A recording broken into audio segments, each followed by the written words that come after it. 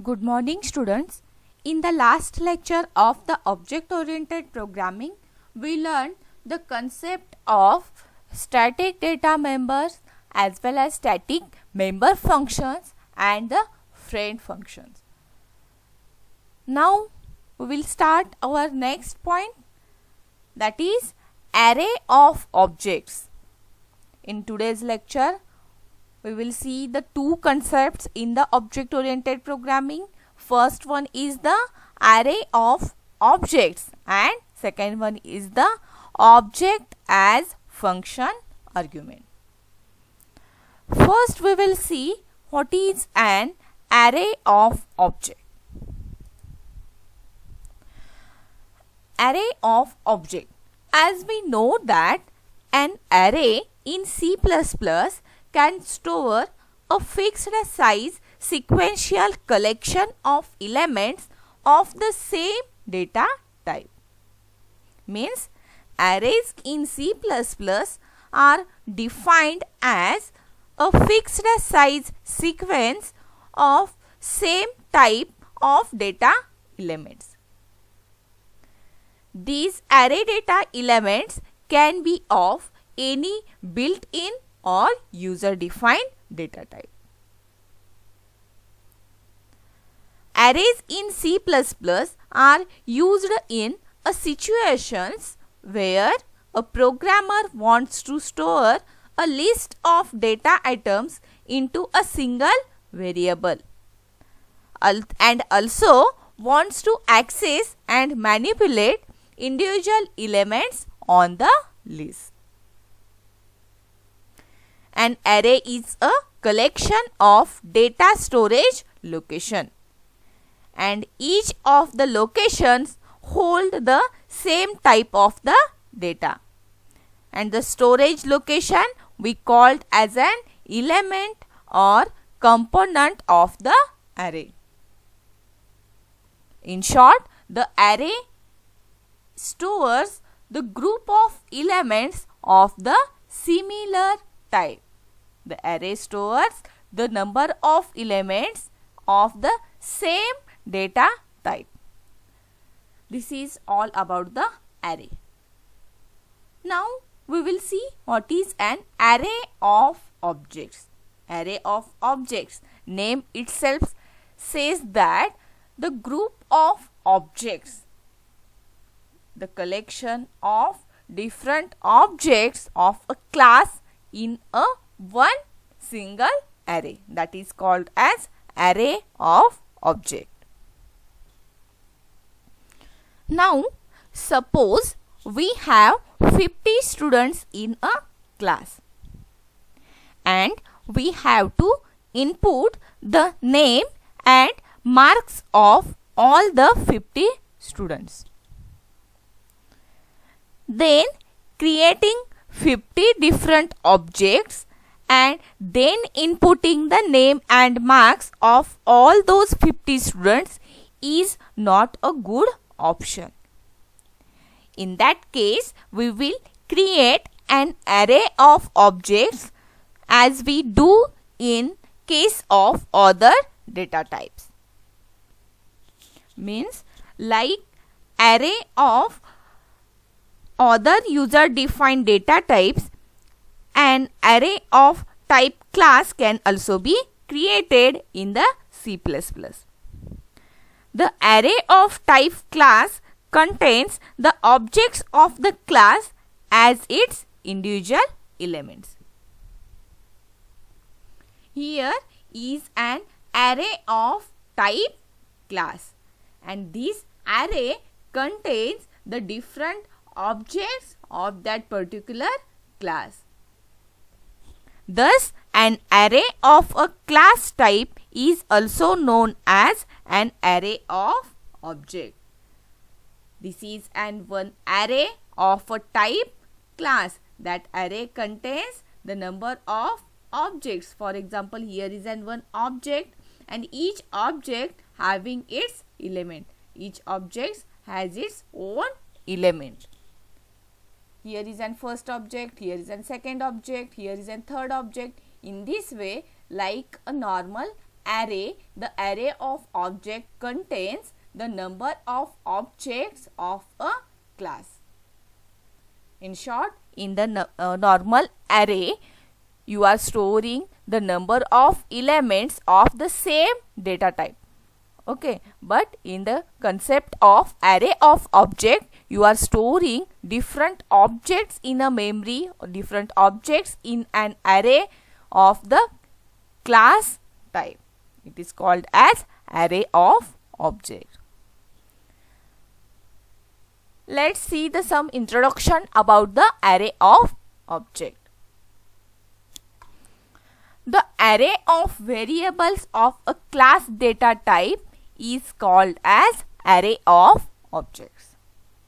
As I told earlier that array of variables of class data type. Class is an one data type. You know, class is an one data type. User defined data type. So, the array of variables of the class data type is called as array of objects. As store group of objects together. The array of objects stores the number of objects together. An array of objects is an array of class type. It is also known as array of objects. Array means group. Array means series. Okay. In that array of object, the number of objects of a particular class are grouped together. An array of object is declared in the same way as array of any built-in data type. The array of object is also defined in the same way that normal array in the C++ will define. The syntax for declaring an array of object is: first you want to specify the class name. After the class name, you want to specify the array name, and every array having a fixed size.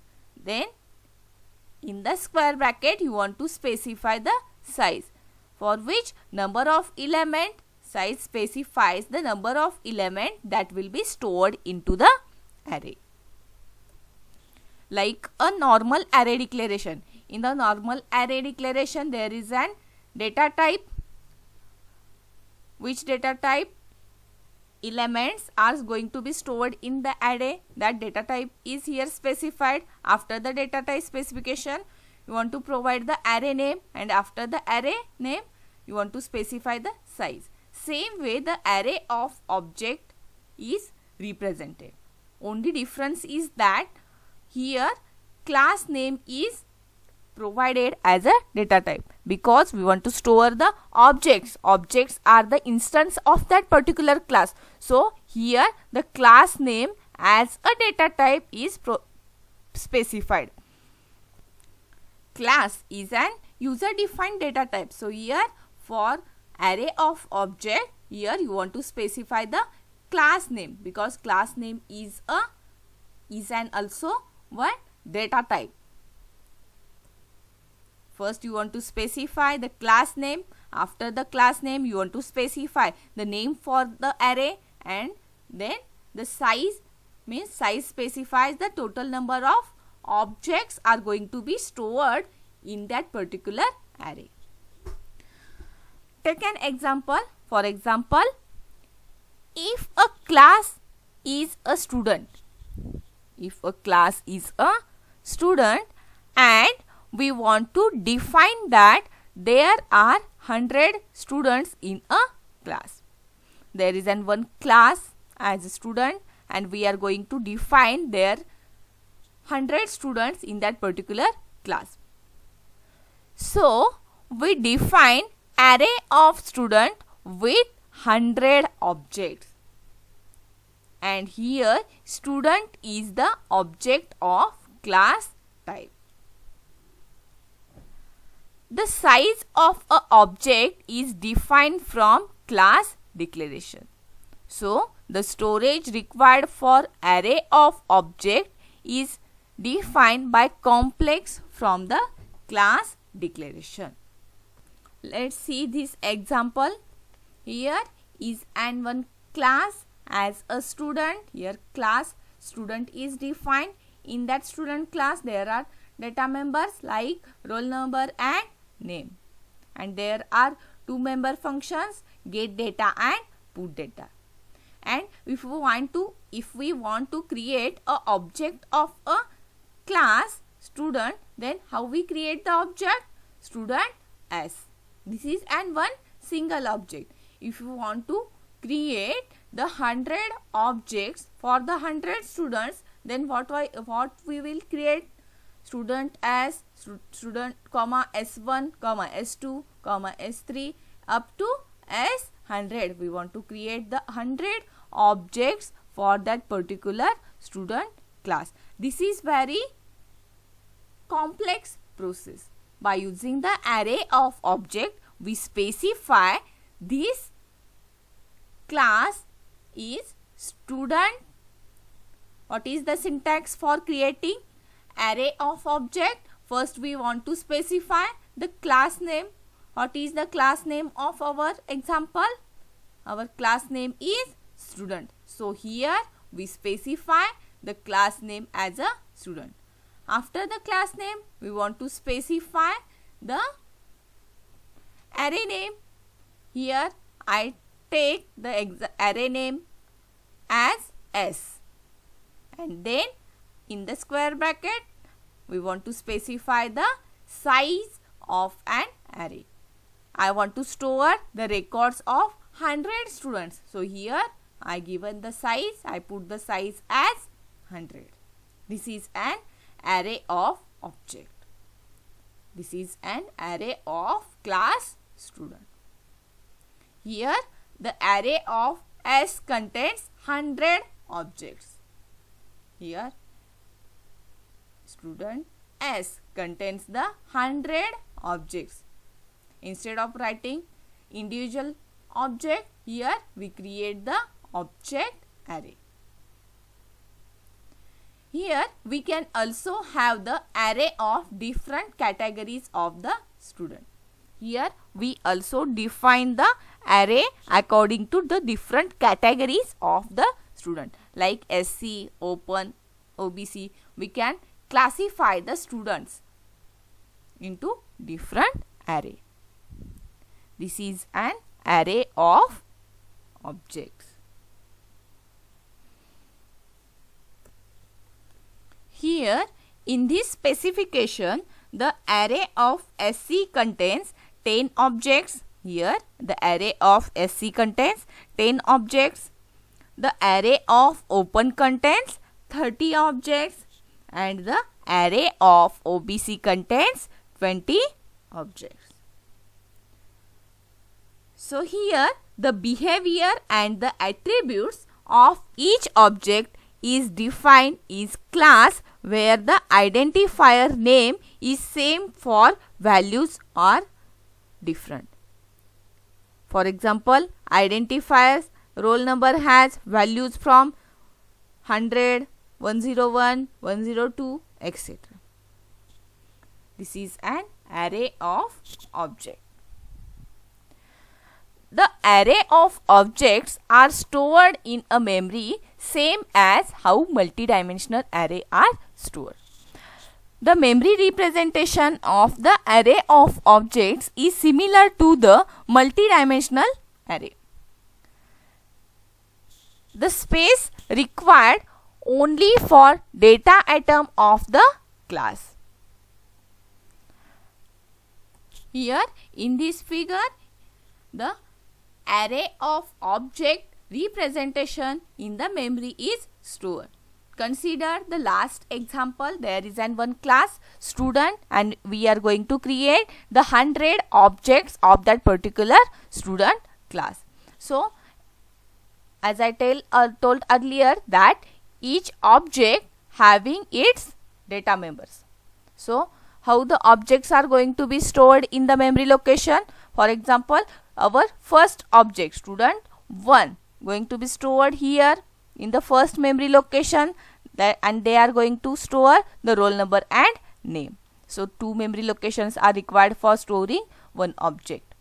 If the student class contains the 3 data members, roll number, name and marks, so each object takes 3 memory locations for storing the data members or storing the variables. Then after completing the first object allocation, the memory gets allocated to second object. In this way, the memory allocation for the different objects are done in the concept of array of object.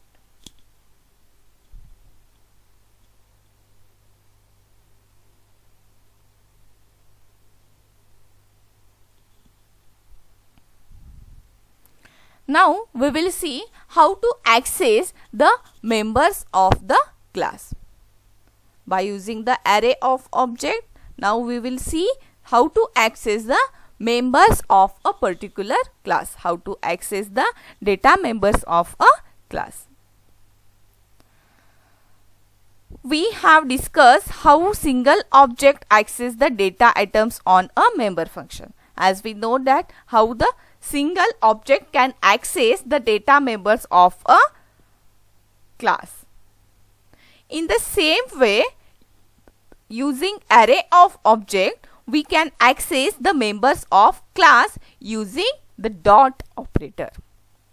For accessing the members of a class in the concept of array of object, we use the dot operator for accessing the elements of the class, or for accessing the variables or the data members of the class.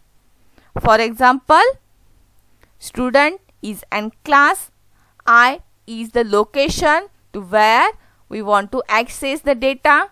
Then by using dot operator, we call the particular member function. Here we can input the ith element data of the student array. In the same way, when we want to display the data of the particular student in the student class, then use this syntax. Student I, here I is the location, or I is an place to where we want to access the element from the array. Dot put data. Here dot operator is used to access the elements of the class. Here hence we can display the ith element of the student array. These are the examples that specifies how the elements of the array gets accessed. Now we will see the example for the array of objects. Let's see the example. In this example, the class is specified as student. Here is an class student. That student class having 2 data members as roll number and name, and 2 member functions get data and put data. The class contains 2 data members, that are the variables or the attributes roll number and name, and 2 member functions like get data and put data. Then after the class declaration is complete, here class declaration is completed because class declaration is always ended with semicolon. So after completing the class definition, we access the functions of a class. How we access the functions of a class? By using the scope resolution operator. By using the scope resolution operator, we access the member functions defined in the class. First, we want to access the first function get data. So here is a syntax void. Then after that, we want to specify the class name. What is the name of the class? Student. So here student is written. Then after that, scope resolution operator. By using the scope resolution operator, we are going to access the member function defined in the class or the member function declared in the class. Here the member function gets accessed outside the class. So what is the body of this member function? In the get data function, I want to access the roll number and name of the particular student. So here roll number and name will be entered by the user. The next function is the put data. I want to access the put data function. I want to write the definition for the put data function. So here put data function is called outside of the class. How to access that particular function? By using the scope resolution operator.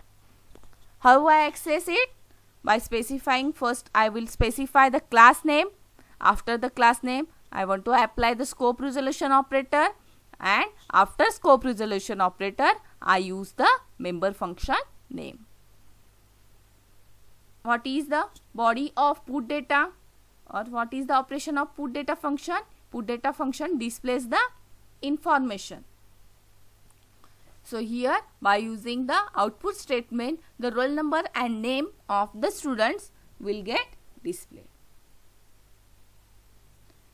Now let's see the main function. Here is an main function. In that main function, one variable is declared of integer type. That variable is I, which is of type integer. The next, student S of size 3. Here the array of size 3 is specified. Means here the array of object is created. How we define the array of object? First we want to specify the class name, then the array name, and then we want to specify the size. Here the array of objects gets created. Then for accessing the elements of the array of object one by one, we use the for loop for accessing the elements one by one. By using this for loop, I access the information by using the get data function, and by using the for loop, I display the information of the student by using the put data function. Here I is used for representing the location or representing the place to which the array of objects or for which position objects data gets inputted and outputted. So after gets compiled and execution of this particular program, you get the output as first student information. First student information message is displayed because our execution always starts with the main function, and in the main function first output statement is the position and the student information message. So here gets displayed one student information. Then after that the get data function will call. The get data function, what is the body of get data function? Enter roll number. So enter roll number message will displayed when we enter any roll number.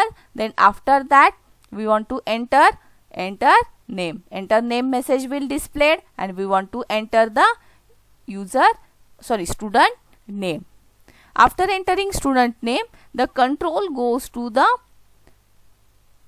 second I location, that is second student information. This information gets inputted up to student 3 because here we want to create the array of object of 3 students. Here we specify the size 3. So the three students information gets inputted from the user, and after that by using for loop we displayed that 3 students information. So the outputs get the entered 3 students information gets displayed, that is roll number, name of the first student, roll number and name for the second student, and name and roll number for the third student. This is the concept of array of object.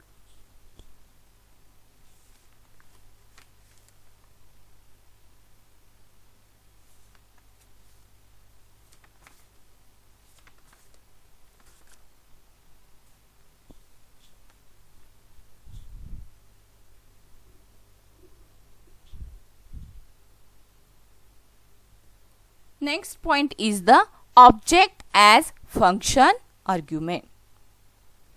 In the C++, we can also pass the object as an argument to the function. Let's see how to pass the object as an argument form to the function. In C++, we can pass object as a function argument.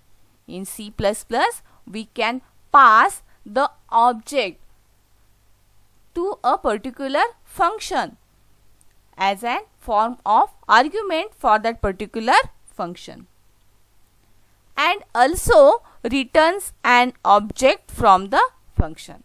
We can also pass the object as an argument, and also we can return the object from the particular function.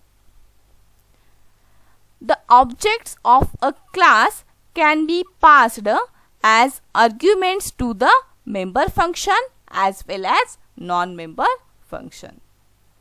The object of a class can be passed to the arguments to the member function, also the non-member function. An object can be passed to a function as an argument in the same way as the variable of any data type. Like normal function argument, consider the example of when we are going to pass any argument to the function. Then how we pass the argument? First we specify the return type for the function. After the return type, we specify the name for the function, and in round bracket we pass the arguments for that particular function. In the same way, we can also pass the object to the function. In this process is similar to the concept of pass by value. And another way of passing an object to pass the starting address of the object to a function. And note that if any change is made to the object inside the function, then it will be reflected in the actual object. This process is similar to the concept of pass by reference. This is an object as a function argument in C++. In short, the objects of a class can be passed as an argument to the member functions as well as non-member functions, either by value or by reference. When an object is passed by an value, then a copy of an object is created inside the function, and this copy is destroyed when the function terminates. Moreover, any changes made to a copy of the object inside the function are not reflected in the actual object.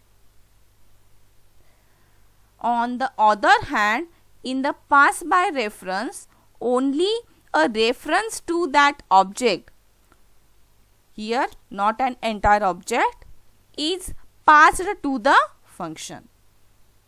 Thus, changes made to the object within the function are also reflected in the actual object.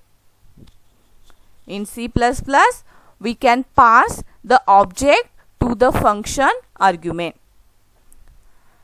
We can pass the object to the function in the form of argument. So here are in C++ there are two options for passing the object as an function argument. In first there is an pass by value, in that entire object is passed, and second one is the pass by reference. Here the address of that particular object is passed to the function argument.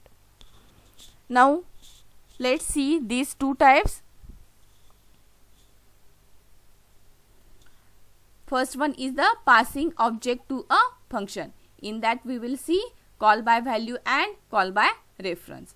The objects may pass to a function just like any other variable, like the normal function variable. In normal function we pass the any variable to the function. In the same way we pass the object as an argument to the any function, and that arguments can be passed to a function in two ways.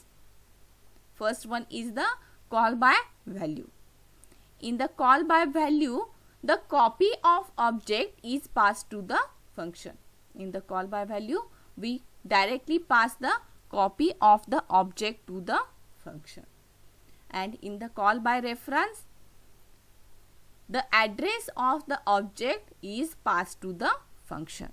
Here the object's address is passed to the object. And second method is the returning objects from a function. We can also return a object from a function. A function may return an object to the calling function. It works similar to normal integer or float variable. A function may return a object to the calling function. It works similar to the how the integer and float variable works. Let's see one example for this. See this example. This program demonstrates object as function argument which adds two complex numbers. Let's see the example. See this example.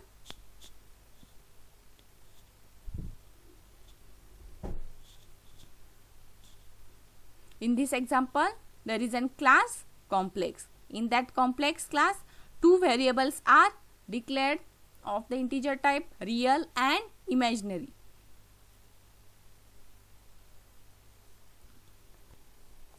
And here two normal member functions are there. Get number is used to get or input two numbers, and display number function is used to display that two numbers. And next there is an one add number function. Add number function is an type of function that accepts the object as an argument. Object as an function argument. How to define this? Here return type for this function is an class. The object as a function arguments can also return a class, can return a object of the particular class. So here we specify the return type, because how we define a particular function in C++? For defining any function, first we require the return type. After that return type, we want to specify the function name, and in bracket we want to specify the parameters. Same way for the object as a function argument case, here return type we specify the class name because it returns the object for the class. Then next we specify the function name, and then we want to pass the class object here. Here I pass the second object of the class. Then here I do the addition of two complex numbers. Here third object is declared of a class C3. Then how addition is done? Like a normal variables addition. How we do the addition? C is equals to A plus B. Like a way that here we perform the addition, like our third object dot real is equals to real plus C2 real, means second object real value, and imaginary addition is C3 dot imaginary equal to imaginary dot plus C2 dot imaginary, and it returns the object. C3 is an object of our class. This is an class declaration. Here class declaration is completed. Now look at main function. In the main function, here I create the object of a class complex C1, C2, C3. These are the three objects of a class complex. By using the object, access the member functions of a class. Get number member function accept the two arguments, because here we give the two arguments for taking the real and imaginary number. So here two arguments are passed. Now for the second object, two arguments are passed. Again two numbers are entered. Then by using the third object, we call the add number function. By that add number function, we pass the second object, because here class 2 object is used. Complex C2 means here second object is used. Second object is passed as an argument. So here C2 object is passed, and now addition of that object will display. So addition gets displayed. Real 40, 30 plus 10. Imaginary addition gets 60, 40 plus 20. This is an object as an function argument. As we seen that in the function as an object as an function argument concept, we can in C++ we can also pass the object to the function argument as a form of function argument. There are two methods to pass the objects to the function argument. In the first method, there is an first method passing the object to the function by value. In the by value method, in which copy of the object is passed to the function. And in the second method, called by reference method, the address of the object is passed to the function, and the class or the function also returns an object to the calling function. Means the function may sometimes returns an object to the calling function. In the concept of object as an function argument.